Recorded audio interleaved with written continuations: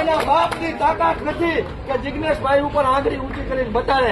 સાચી લડાઈ છે. હું કેટલાય આ 3-4 દિવસથી સતત મીડિયામાં જોઉં છું કે આ જિગ્નેશભાઈની ભાષા સારી નથી, આને માફી માંગવી જોઈએ. કેટલા આઈપીએસ અધિકારો, કોન્સ્ટેબલ, ટીઆરબી ના જવાનો જિગ્નેશભાઈની વિરુદ્ધમાં સ્ટેટસ લગાવતા હતા અને ગુજરાતના હેડ પોલીસના હેડે એમને પણ નિવેદન આપ્યું, ગૃહમંત્રીએ નિવેદન આપ્યું. બધા એક જ વાત કરી કે ભાઈ અધિકારીઓ વિશે આવું ન બોલવું પડે, જિગ્નેશભાઈએ માફી માંગવી પડે. પણ કોઈ એમ વાત ન કરી કે અમે દારૂના અડ્ડાઓ કે ડ્રગ્સના અડ્ડાઓ બંધ કરાવીએ. શું આ તમારા આ વિષય તમારો નથી?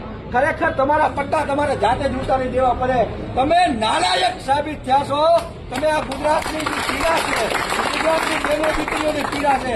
અરે અમારે તમારા પટ્ટા ઉતારવાની વાત એટલે કહેવી પડે કે અમારી 20, 25 વર્ષની બેન દીકરીઓ વિધવા થાય છે. ખરેખર ત્યારે તમારે દુઃખ નથી લાગતું? ત્યારે આ પોલીસનો પરિવાર ક્યાં હોય છે? ત્યારે ડ્રગ્સ અને દારૂના કારણે અમારી 18 વર્ષની 20 વર્ષની બેન દીકરીઓ વિધવા બનતી હોય, અમારો 20-25 વર્ષનો સમાજના આશાસ્પદ યુવાનો અપમૃત્યુના કારણે મરતા હોય, આ દારૂના કારણે મરતા હોય, ત્યારે અમને દુઃખ નહીં લાગતું હોય? આજે તમારા પટ્ટા ઉતારવાની વાત થઈ ત્યારે ક્યાંક આના માટે મહેનત કરવી પડે છે, રાતના ઉજાગરા કરવા પડે છે, સવારના 4 વાગે ઉઠીને દોડવા જવું પડે છે. એટલે એ તમારે હપ્તા લેવા માટે નથી કરવાનું હોતું.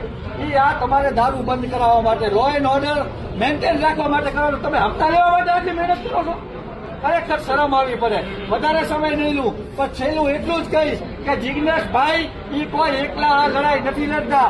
જિગ્નેશભાઈની સાથે આખું ગુજરાત લડી રહ્યું છે અને ભાજપ સરકારમાં જેટલી તાકાત હોય, જેટલો દમ હોય લગાડી રાખે. અમે બધા જિગ્નેશભાઈની સાથે છું અને જે અધિકારીઓને એમ લાગતું કે આ ખોટું થયું છે તો એ અધિકારી એનું પોલીસ સ્ટેશન બતાડે.